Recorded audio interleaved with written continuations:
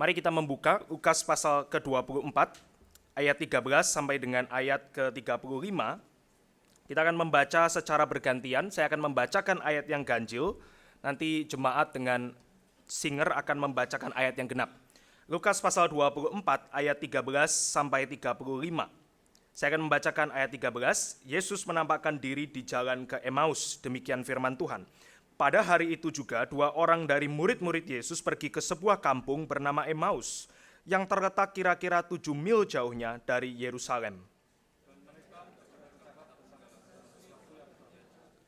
Ketika mereka sedang bercakap-cakap dan bertukar pikiran, datanglah Yesus sendiri mendekati mereka, lalu berjalan bersama-sama dengan mereka.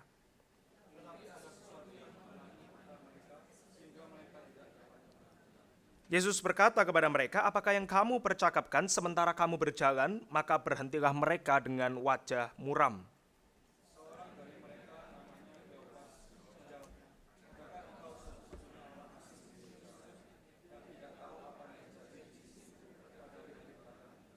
Katanya kepada mereka, apakah itu? Jawab mereka, apa yang terjadi dengan Yesus orang Nazaret? Dia adalah seorang nabi yang berkuasa dalam pekerjaan dan perkataan di hadapan Allah dan di depan seluruh bangsa kami.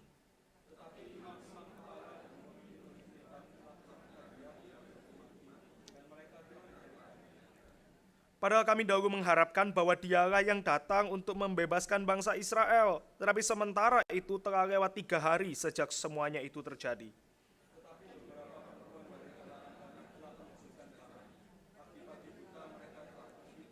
Dan tidak menemukan mayatnya, lalu mereka datang dengan berita bahwa telah kelihatan kepada mereka malaikat-malaikat yang mengatakan bahwa ia hidup.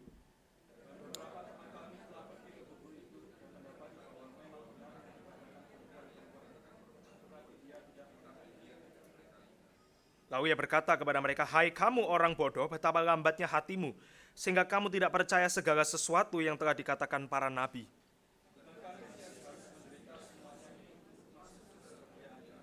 Lalu ia menjelaskan kepada mereka apa yang tertulis tentang dia dalam seluruh kitab suci, mulai dari kitab-kitab Musa dan segala kitab nabi-nabi.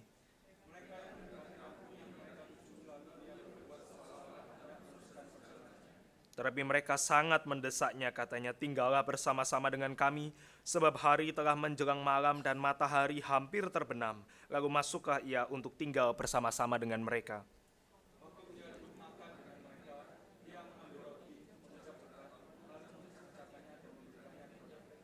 Ketika itu terbukalah mata mereka dan mereka pun mengenal dia, tetapi ia lenyap dari tengah-tengah mereka. Kata mereka seorang kepada yang lain, bukankah hati kita berkobar-kobar ketika ia berbicara dengan kita di tengah jalan dan ketika ia menerangkan kitab suci kepada kita? Lalu bangunlah mereka dan terus kembali ke Yerusalem. Di situ mereka mendapati ke-11 murid itu, mereka sedang berkumpul bersama-sama dengan teman-teman mereka. Kata mereka itu, sesungguhnya Tuhan telah bangkit dan telah menampakkan diri kepada Simon. Lalu kedua orang itu pun menceritakan apa yang terjadi di tengah jalan dan bagaimana mereka mengenal dia pada waktu ia memecah-mecahkan roti. Mari kita masuk dalam doa. Bapa di dalam surga, kami bersyukur untuk pembacaan firman, dan sebentar kami akan masuk di dalam pemberitaan firman Tuhan. Kiranya Engkau memberikan hikmat penyertaan Tuhan kepada kami, dan kiranya rahmat Tuhan turun di dalam gereja-Mu di tempat ini, tatkala kami merayakan dan mengenang kebangkitan Kristus yang telah membawa kami kembali di dalam relasi dengan Engkau. Di dalam nama Tuhan Yesus kami berdoa dan mengucap syukur. Amin. Saudara, perjumpaan di dalam perjalanan ke Emmaus adalah sebuah perjumpaan yang menjadi bagian penting di dalam seluruh narasi kebangkitan Yesus. Perjalanan ke Emmaus hanya muncul di dalam Injil Lukas. Ya, tidak dicatat di dalam bagian yang lain, tetapi orang-orang Kristen dan gereja di seluruh dunia terpukau dengan apa yang terjadi di dalam satu perjalanan singkat. Perjalanan ke desa bernama Emmaus, yang bahkan kita tidak tahu Emmaus itu terletak di mana, yang bahkan kita tidak tahu secara detail untuk apa signifikansi dari Emmaus karena hanya muncul satu kali. Tetapi kisah perjalanan ke Emmaus adalah kisah yang begitu penting karena di dalam kisah ini menceritakan kisah daripada seluruh umat manusia di hadapan fakta kebangkitan Kristus. Kisah perjalanan ke Emmaus adalah kisah tentang 2 murid. Mereka bukan bagian dari 12 murid. Mereka bukan rasul, tetapi mereka adalah bagian daripada murid-murid yang lain. Kalau Bapak Ibu melihat di dalam Lukas 24 ayat 9 ada di slide, mereka adalah kemungkinan bagian daripada saudara-saudara yang lain yang pada saat itu begitu banyak turut mendengar kesaksian daripada wanita. Ketika wanita-wanita pergi ke kubur, berusaha untuk mewangi-wangian, untuk memberikan satu penghormatan kepada Yesus, maka mereka mendapati kubur itu kosong. Mereka bertemu malaikat, mereka bertemu Yesus, dan kemudian mereka pergi ceritakan kepada murid-murid yang lain. Dan dua orang ini adalah bagian daripada murid-murid yang lain, saudara-saudara yang lain.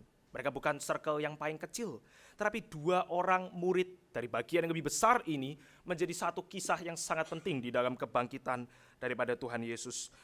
Mereka mendengar kesaksian dari para wanita tentang Yesus yang bangkit, kubur itu kosong, seperti lagu yang tadi kita nyanyikan. Tetapi kemudian kedua orang ini melakukan apa dengan berita yang mereka dengar?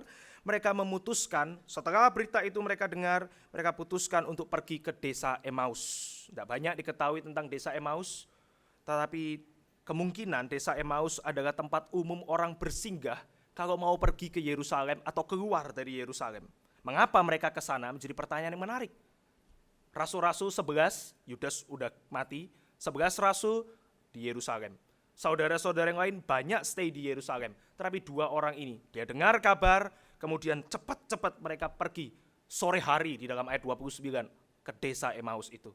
Jadi satu pertanyaan bagi kita, kenapa mereka pergi? Tetapi desa Emmaus tidak sepenting apa yang terjadi di dalam perjalanan singkat ini, yang mungkin hanya sore sampai menjelang malam hari saja. Sebab percakapan dari dua orang ini adalah percakapan kita semua manusia berdosa di hadapan kebangkitan Kristus. Karena kisah dua murid di dalam perjalanan ke Emmaus adalah kisah tentang keputusasaan, Bapak Ibu sekalian. Kisah tentang desperation, keputusasaan. Di dalam perjalanan yang barangkali sejauh 10 km ini merangkum seluruh kisah manusia yang tidak berdaya ketika menghadapi krisis di dalam hidupnya. Dan dua orang ini menghadapi krisis besar di dalam hidup mereka. Keputusasaan bukan sekedar kecewa, ada satu hal yang tidak sesuai dengan kemauan kita, pengharapan kita, kecewa, enggak. Keputusasaan bicara mengenai jalan yang sekarang buntu di depan langkah kaki kita.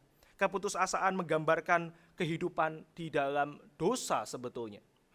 Nah, dua orang murid ini sedang membicarakan, mereka meratapi mungkin nasib mereka yang kehilangan harapan sebab pembebas yang mereka harap-harap itu baru saja disalibkan, baru 3 hari.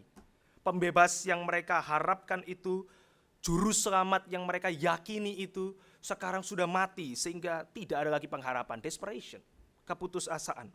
Mereka adalah orang Yahudi yang selama sekian lama sudah menunggu Mesias, dan di dalam 3,5 tahun mereka kira Yesus adalah Mesias.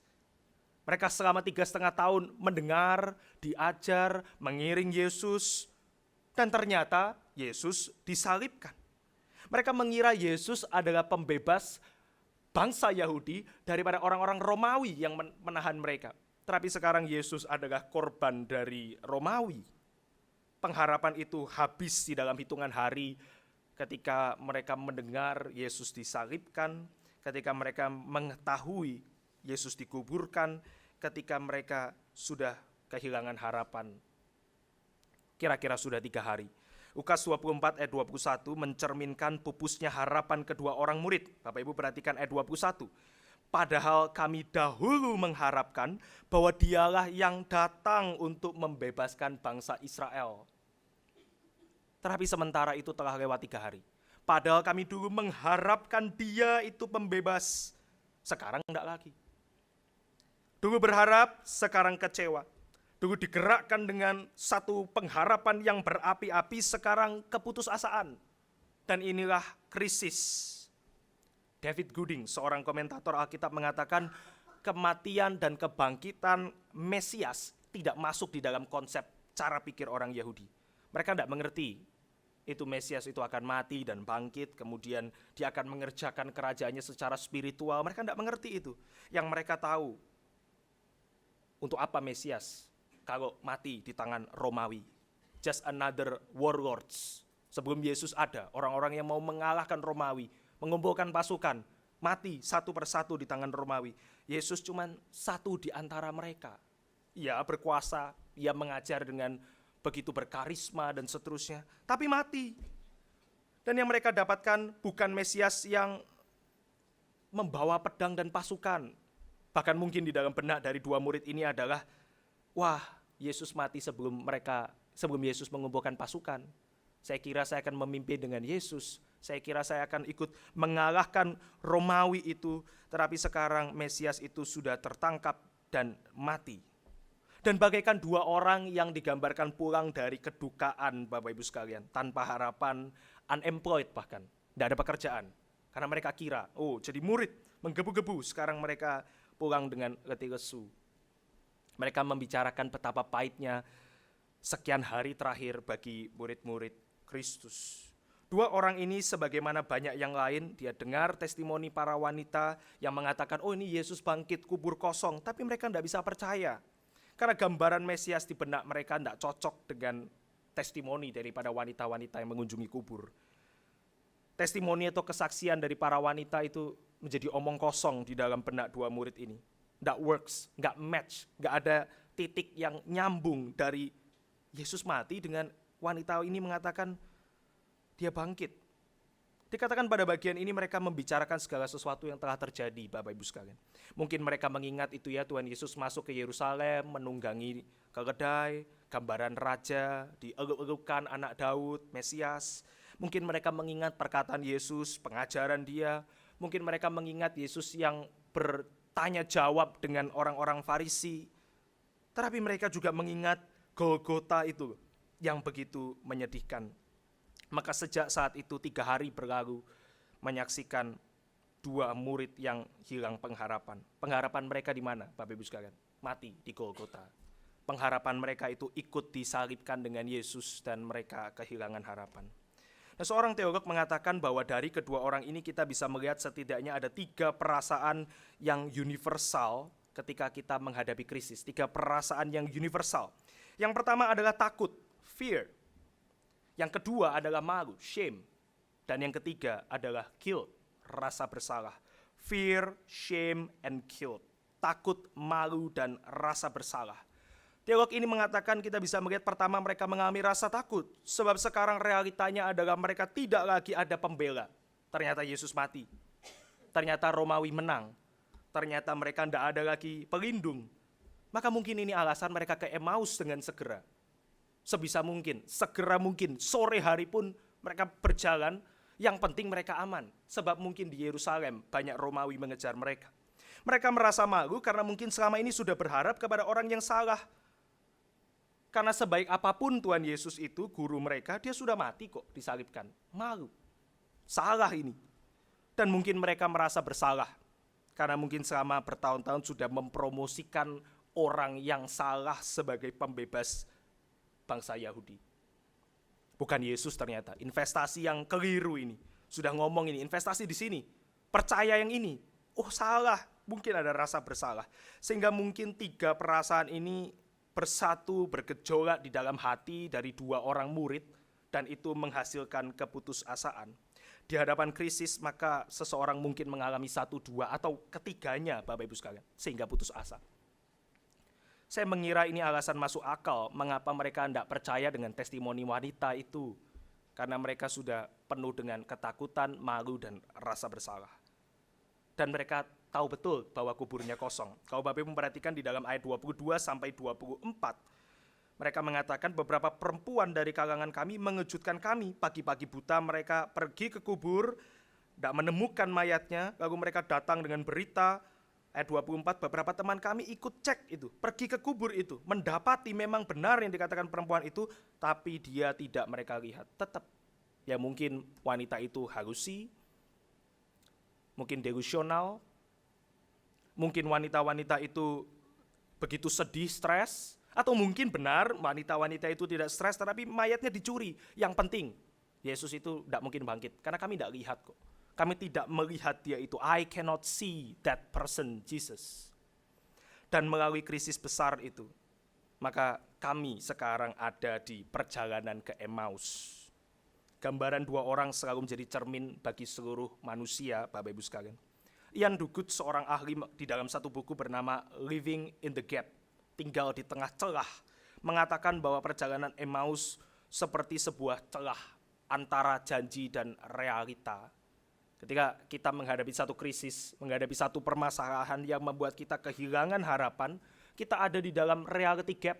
Kita ada di dalam perjalanan ke Emmaus antara janji yang kita terima, bertahun-tahun kita dengar, yang kita percaya, dengan realita ini loh, krisis di depan mata. Perjalanan di Emmaus adalah perjalanan semua orang. Perjalanan Bapak, Ibu, dan saya. Ketika ada krisis, yang manakah kita? Dikuasai ketakutankah? Dikuasai malukah, shame, atau guilt? Atau ketiganya? Keputusasaan ketika kita menghadapi krisis. Dan percakapan dua orang ini sangat intens. Di dalam ayat 15 kata yang dipakai untuk mereka berdiskusi, bertanya jawab, bercakap-cakap adalah kata yang berarti emotional dialogue, distress. Dan ini menjelaskan ayat 17 ketika nanti Yesus, mereka tidak mengenali Yesus itu ada di tengah mereka dan bertanya apakah yang kamu percakapkan sementara kamu berjalan, dan wajah mereka muram, distress, penuh beban. Penafsir Lukas meyakini bahwa di dalam percakapan kedua orang yang penuh beban ini, Bapak Ibu sekalian, mereka berusaha untuk make sense realita. Oh, ini apa yang terjadi begitu cepat di dalam minggu belakangan ini, especially 3 hari ke belakang ini. Dari Getsemani sampai ke Golgota, sampai kemudian wanita-wanita itu stres dan kuburnya kosong. Putar-putar, cari make sense realita itu. Dan inilah gambaran kita kan ya, ketika kita menghadapi satu krisis, kita putar-putar, cari cara untuk make sense, membuat masuk akal realita ini. Oh, janjinya begini, tapi janjinya tidak masuk akal, realitanya begini, dan seterusnya. Berputar terus. Mereka bersama, 2 orang, tapi juga sendiri-sendiri. Karena masing-masing berusaha untuk make sense realita itu. Kemarin di dalam Pasca Anak di Citra, sangat baik sekali itu shadow puppet. Berusaha make sense, 2 orang. Satu Pak Agudin, satu Penatua Jackson, suaranya gitu ya, direkam. Berbicara antara satu dengan yang lain, trying to make sense, tapi tidak ketemu-temu itu. Tidak masuk akal itu, antara janji dengan realita, antara pengharapan dengan krisis di depan mata. Dan inilah 2 orang dalam perjalanan ke Emmaus, Bapak Ibu sekalian. Emotional dialogue dan distress. Ada yang mengatakan ini alasan mereka nanti tidak dapat mengenali Yesus. Ketika Yesus ada bersama dengan mereka mungkin karena orang stres begitu ya, tidak bisa mengenali Yesus. Ada yang mengatakan mungkin karena mereka penuh dengan kesedihan sehingga mereka menangis, matanya berkaca-kaca, jadi tidak mengenali Yesus. Ada yang mengatakan juga mereka mungkin ini berjalan ke Emmaus ya, melihat matahari terbenam di depan mata mereka, jadi tidak mengenali Yesus itu. Stres berdua jalan. Tapi kenapa nanti di ayat 15-16 ketika Tuhan Yesus menggabungkan diri dengan mereka, berbicara dengan mereka tidak mengenali Yesus. Ayat 15 dan 16 mengatakan demikian. Ketika mereka bercakap-cakap dan bertukar pikiran, Yesus mendekati mereka lalu berjalan bersama mereka, namun ada sesuatu yang menghalangi mata mereka sehingga mereka tidak dapat mengenal Dia. Di dalam bahasa aslinya, Bapak Ibu sekalian, mereka dihalangi sehingga tidak bisa mengenali Dia. Something actively blocking their eyes. Ada yang menghalangi mata mereka. Maka di dalam terjemahan bahasa Inggris, ada yang menerjemahkan God kept them from recognizing Him. Allah menghalangi mereka mengenali Dia. Di dalam teologi ada istilah divine passive, Tuhan yang kerja tetapi tidak digambarkan begitu jelas. Yang pasti adalah 2 orang yang stres ini, yang trying to make sense realita ini, tidak mengenali the stranger yang menggabungkan diri di tengah mereka adalah Tuhan Yesus itu sendiri. Ini sisi misterius dari kebangkitan Kristus. Mengapa perlu dihalangi, kita simpan dulu di akhir. Tetapi yang jelas, Lukas mau menekankan di dalam ayat 15-16 ini, bahwa Tuhan Yesus itu muncul dan tertarik untuk menggabungkan dirinya di tengah 2 orang yang muram dan putus asa. Apa yang Bapak Ibu pikirkan ketika saya mengucapkan kalimat itu? Tuhan Yesus itu tertarik untuk bergabung dengan 2 orang stres yang putus asa. Kalau Bapak Ibu pernah mengalami keputusasaan, dan saya berdoa Bapak Ibu bertumbuh dari itu, atau kalau Bapak Ibu tahu orang yang putus asa, maka kita tahu mendampingi mereka itu pekerjaan yang melelahkan. Very tiring. Sangat luar biasa mengeringkan jiwa kita gitu, mendampingi orang yang putus asa. Tetapi Yesus muncul dan tertarik menggabungkan diri dengan dua orang ini. Kenapa enggak dia muncul di dalam badai atau petir atau kalau mau ini ya di dalam cahaya dan kemudian langsung buka mata mereka, langsung suruh mereka ke Yerusalem seperti di akhir ayat. Enggak, Tuhan Yesus datang sebagai stranger, traveler, teman perjalanan, bergabung dengan dua orang ini. Dua orang, satu orang stres aja bikin masalah, tetapi ini dua orang putus asa di ruangan yang sama, chaos. Tetapi Yesus menggabungkan dirinya di tengah mereka.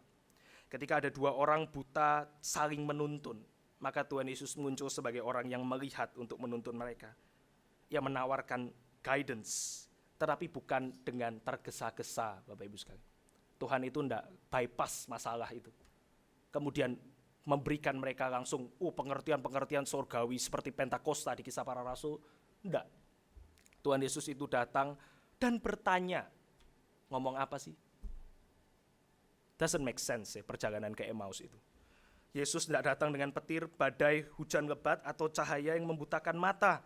Karena di dalam perjalanan Emmaus ini dia menghabiskan berjam-jam berjalan dengan dua orang stres itu. Bapak Ibu mungkin pernah ya di dalam satu perjalanan bertemu dengan orang basa-basi, ngobrol biasa, nyambung tapi nggak terlalu serius gitu ya. Kita anggap sambil lalu, itulah yang Yesus lakukan. Yang mungkin juga dua orang murid ini juga pikir ini orang tiba-tiba gabung dan kemudian berbicara dengan mereka. Bertanya jawab dengan mereka, nggak tergesa-gesa dia.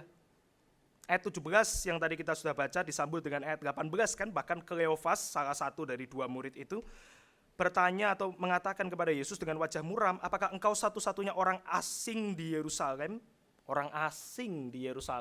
yang enggak tahu apa yang terjadi di situ pada hari-hari belakangan ini?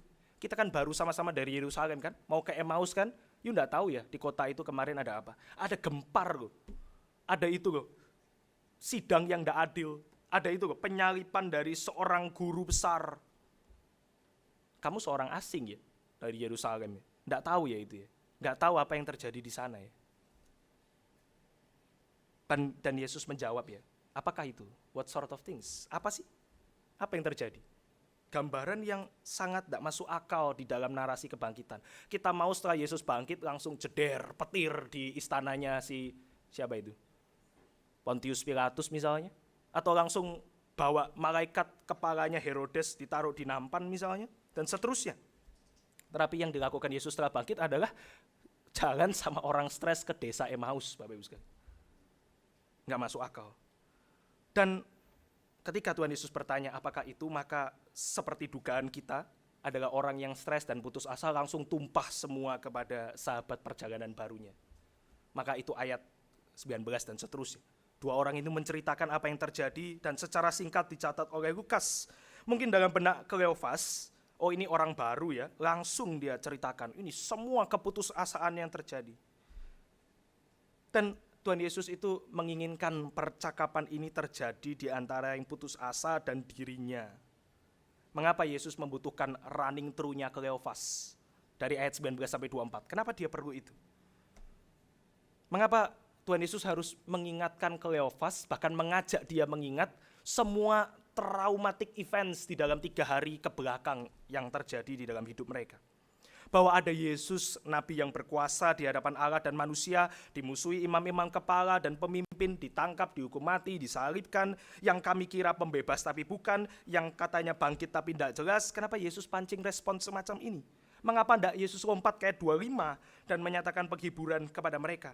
Mengapa ia perlu menghalangi kedua orang itu untuk mengenali siapa dirinya? Jika bukan karena ia mau masuk di dalam proses pergumulan dan pemulihan dari dua orang muridnya itu.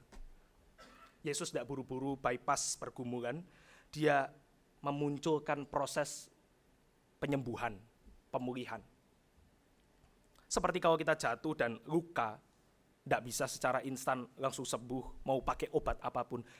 Perlu ada proses luka itu sembuh. Perlu ada proses pemulihan jaringan kulit yang rusak dan seterusnya. Dan proses itu baik, maka Tuhan Yesus masuk di dalam proses. Ini menggambarkan anugerah Tuhan di dalam kehidupan manusia berdosa. Dosa itu mengkaburkan mata kita, mengkaburkan langkah kaki kita, membuat kita dikuasai takut, malu dan rasa bersalah. Ingat Taman Eden, Adam dan Hawa, malu, takut dan rasa bersalah, dark trinity, trinitas gelap itu, malu, takut, rasa bersalah. Maka yang dilakukan Adam dan Hawa adalah mereka sembunyi, mereka mengambil daun, bikin cawat, mereka kemudian rasa bersalah dibalut pembelaan diri satu dengan yang lain. Adam Hawa ini 2 orang di Emmaus, Bapak Ibu sekalian. 2 orang di Emmaus. Dan apa yang dilakukan Tuhan di dalam Taman Eden? Dia berjalan di dalam hari yang sejuk, mencari Adam dan Hawa, bertanya jawab dengan Adam dan Hawa. Yesus lakukan apa yang dilakukan Tuhan di Taman Eden, di Emmaus. Datang di dalam proses. Dan yang Tuhan lakukan di Taman Eden adalah Tuhan itu kasih kepada Adam dan Hawa. Ya, ada penghakiman di situ. Di dalam Emmaus ini Tuhan Yesus juga kasih teguran kepada mereka, tapi Tuhan juga kasih apa? Firman, janji. Kejadian 3 ayat 15, bahwa akan ada keturunan perempuan meremukkan kepala ular. Dan Tuhan kasih apa lagi? Cawat itu diambil diganti dengan kulit hewan, penebusan. Dan itu yang Tuhan lakukan di dalam perjalanan Emmaus. Ternyata Tuhan sama dari dulu sampai sekarang. Tuhan terus menemui orang-orang distress yang dipenuhi dengan keputusasaan. Dengan cara yang sama. Datang sebagai seorang gembala, seorang bapa. Anugerah itu datang membentuk kita untuk akhirnya bebas di dalam proses, Bapak Ibu sekalian. Secara status cepat diselamatkan, cepat, instan, tapi secara real dalam kehidupan kita, Tuhan pakai proses. Dan dia ada di dalam proses itu. Saya tidak tahu dengan Bapak Ibu sekalian, tapi saya sering merasa ada di dalam perjalanan Emmaus. Saya menjadi orang dari kedua murid ini yang juga takut, malu, dan penuh dengan rasa bersalah, ragu-ragu, khawatir, merasa sendiri, dan seterusnya. Tapi sangat menarik bahwa kisah Paskah, Bapak Ibu sekalian, dipenuhi dengan orang-orang seperti ini, di mana Tuhan Yesus tidak menghindari mereka. Tuhan Yesus tidak kemudian cari orang-orang tough di Israel itu yang berani mati misalnya. Tidak, Tuhan Yesus mengunjungi mereka yang broken, yang hancur. Paskah ternyata bukan tentang bypass proses. Paskah adalah tentang melewati proses. Tapi bukan sembarang melewati, karena Paskah adalah tentang proses di dalam anugerah Tuhan. Tuhan tidak biarkan mereka cari cara untuk coping dengan stres masing-masing. Tuhan itu masuk di sana. Tuhan itu ada di sana. Bapak Ibu bisa mengingat perempuan yang pergi ke kubur. Perjalanan Emmaus. Nanti rumah perkumpulan dari 11 murid di Yerusalem. Keraguan Thomas. Dan murid-murid yang lain, bahkan waktu amanat agung diberikan di dalam Matius 28, masih dicatat oleh Matius, ada yang ragu-ragu ikut datang ke amanat agung itu.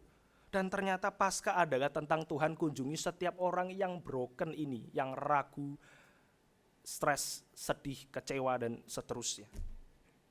Paskah adalah Tuhan Yesus yang bangkit, dan dia tidak segera naik ke surga atau segera membawa pasukan, tapi dia bergumul bersama dengan umatnya. Menguatkan setiap umat yang lemah di dalam dunia ini. Dan setiap proses itu tidak ada yang Yesus kerjakan tergesa-gesa, Bapak Ibu sekalian. Berapa lama sih Tuhan Yesus setelah bangkit? Tidak sampai setahun, 2 tahun dia di bumi. Berapa puluh hari. Tapi berapa puluh hari itu dia kunjungi orang-orang yang bergumul. Berapa orang yang dia kunjungi kita tidak tahu secara pasti. Tetapi dia dicatat muncul ke banyak murid yang lain. Satu persatu. Tuhan Yesus tampak sebagai orang asing masuk di dalam pergumulan kedua muridnya. Meskipun di ayat 25-26 Tuhan Yesus kasih teguran keras, ia juga menjelaskan kepada mereka lagi tentang apa yang Yesus itu lakukan. Ayat 27, lalu ia menjelaskan kepada mereka apa yang tertulis tentang dia dalam seluruh kitab suci. Kasih firman, Bapak Ibu sekalian. Kasih firman. Kenapa kita gereja yang memberitakan firman? It doesn't matter kalau 2 orang di Emmaus itu tidak bisa mengenali Yesus, tapi Tuhan kasih firman buat mereka. Tuhan kasih firman buat mereka. Yang seharusnya murid-murid itu sudah tahu, Tuhan Yesus itu jelaskan lagi, beritakan lagi, berikan firman lagi. Dan tiba-tiba mereka baru sadar bahwa teman perjalanan baru ini tahu banyak tentang Yesus. Ya barangkali di dalam benak mereka, oh ternyata ini juga sesama murid toh. Ternyata ini juga sesama murid dari mungkin sekian puluh, sekian ratus. Dan mereka berjalan, ternyata menikmati juga perjalanan ke Emmaus. Distres, penuh masalah, putus asa. Oh ternyata ada yang bisa dinikmati juga di dalam proses ini. Dan ini kan kehidupan kita, Bapak Ibu sekalian. Kita bergumul, luar biasa berat, tapi ternyata ada juga anugerah Tuhan di sana kan. Ada juga orang-orang yang menguatkan kita kan. Ada juga orang-orang yang kemudian menghibur kita dan seterusnya. Dan proses itu menggunakan cara yang very normal. Sehingga pada akhirnya mereka sudah mendekati kampung yang dituju pada hari itu. Sudah larut, artinya sudah takes time sekian lama dari dialog emosional antara dua orang. Sekarang bertiga dengan Tuhan Yesus yang mereka masih belum kenali, stranger itu. Dan mereka membicarakan firman Tuhan. Mereka membicarakan firman Tuhan. Yesus sahabat perjalanan itu membawa firman dalam anugerah. Luar biasa indah Bapak Ibu sekalian. Bukan hanya karena seluruh kitab suci membicarakan Tuhan Yesus kita, tapi juga karena Yesus sendiri di dalam perjalanan ke Emmaus ini menunjukkan betapa hatinya menginginkan berbagian di dalam proses umat. Umat yang distres itu. Hal itu menggugah kedua murid sehingga mereka muncul sesuatu yang mereka tidak kira akan punya lagi Bapak Ibu sekalian, yaitu kehausan, yaitu kehangatan, yaitu sukacita. Ayat 28-29, mereka mendekati kampung yang mereka tuju, lalu ia berbuat seolah-olah hendak meneruskan perjalanannya. Tetapi dua orang ini mendesak katanya, tinggallah bersama-sama dengan kami sebab hari telah menjelang malam dan matahari hampir terbenam. Lalu Yesus menggabungkan diri tinggal bersama dengan mereka. Kata mereka seorang kepada yang lain, bukankah hati kita berkobar-kobar, ayat 32, ketika ia berbicara dengan kita di tengah jalan. Murid itu haus lagi. Ini yang mungkin seringkali kita di dalam pergumulan tidak pernah kira kita akan miliki kan. Ketika kita ada masalah berat luar biasa, kita pikir this is it, sudah selesai, apalagi.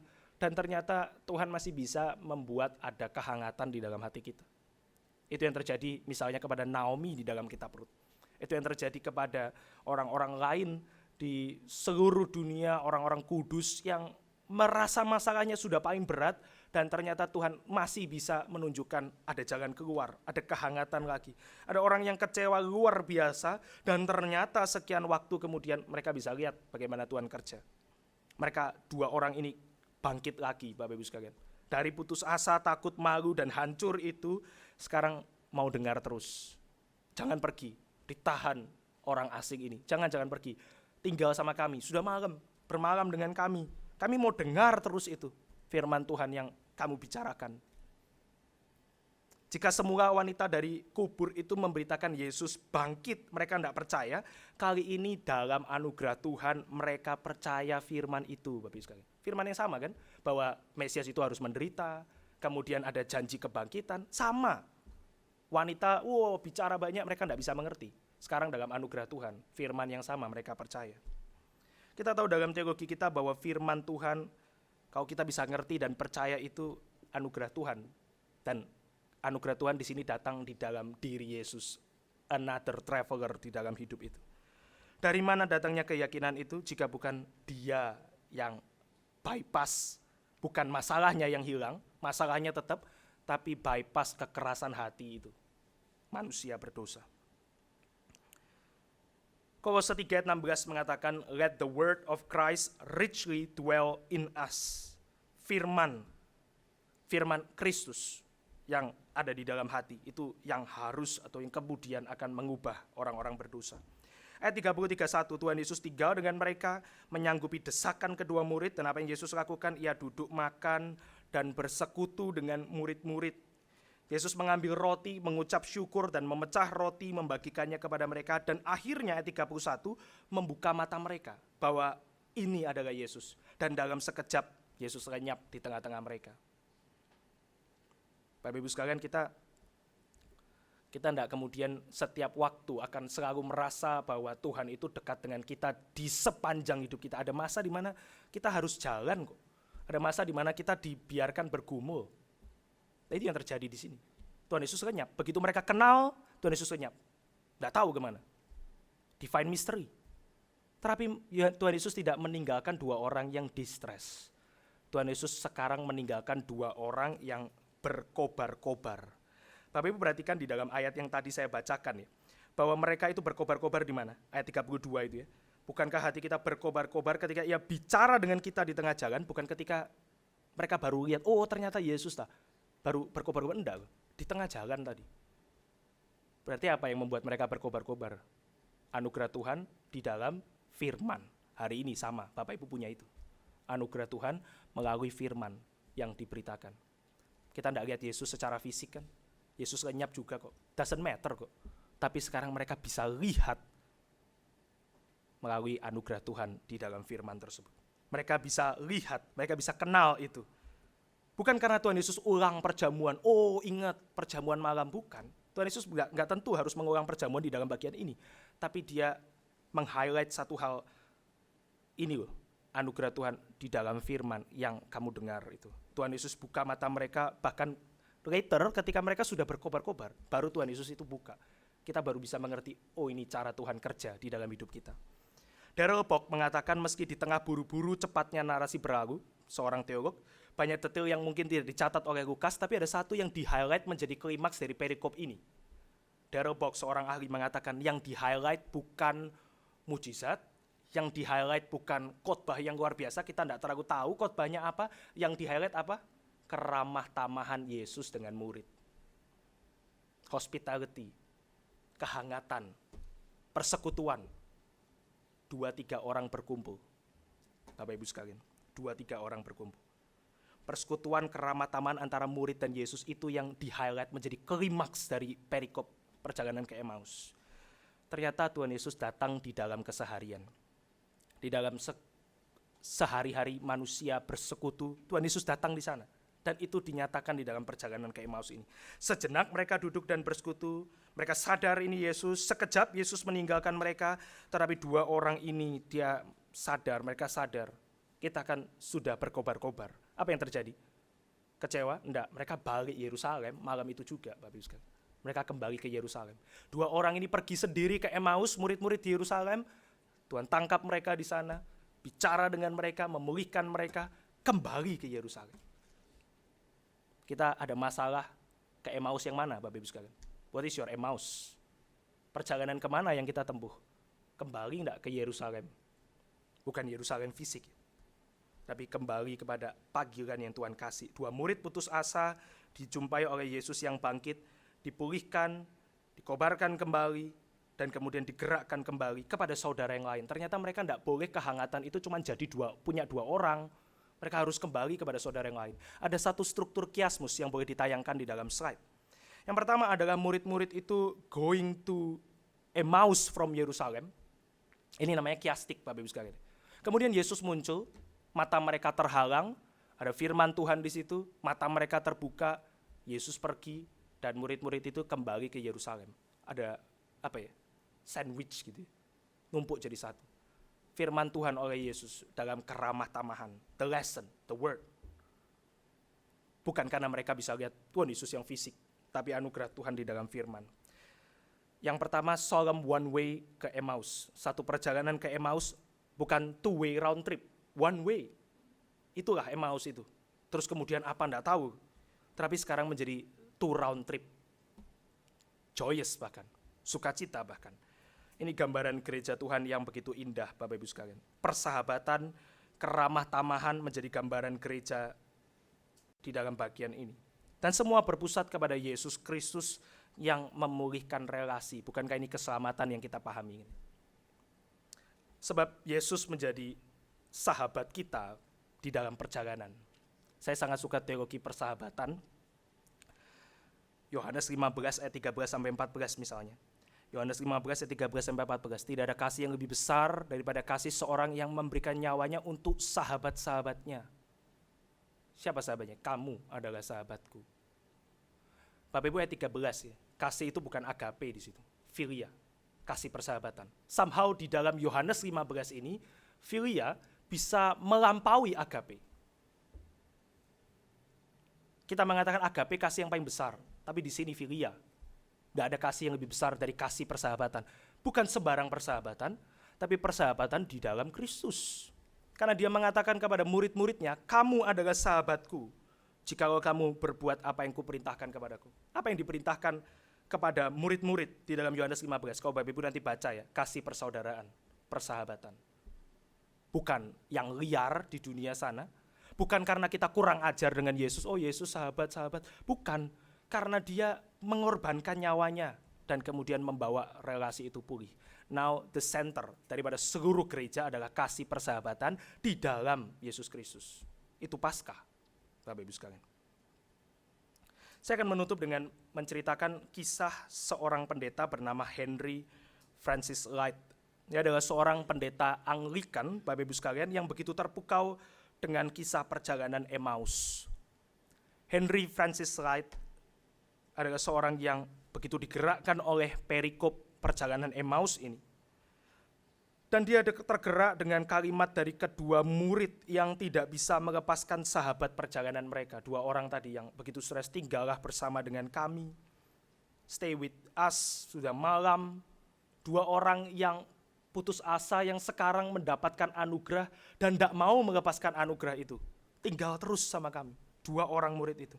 Dan Henry Light begitu tergerak dengan kalimat ini ketika sahabatnya sendiri, kerabat dan sahabat dari Henry Light menunggu kematiannya, terbaring lemah.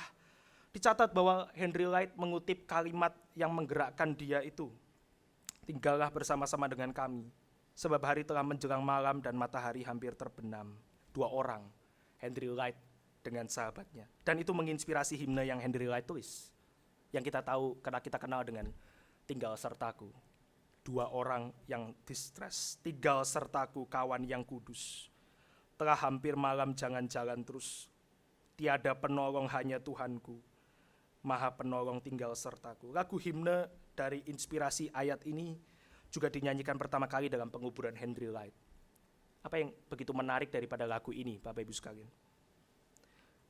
Bukankah himne ini menangkap spirit anak-anak Tuhan yang memohon Dia terus memberikan anugerahnya kepada orang-orang putus asa dan lemah, dan terus memproses kita? Bukankah lagu itu menggambarkan dua murid di Emmaus yang adalah kita semua, yang berdoa kepada Tuhan, mendesak bahkan untuk Tuhan itu terus bersama dengan kita? Dan dia lakukan itu. Dia mengabulkan desakan itu. Dia bersama dengan dua murid di dalam rumah itu, bersekutu. Di mana hari ini kita merasakan hal yang sama di dalam anugerah Tuhan melalui firman di dalam gereja.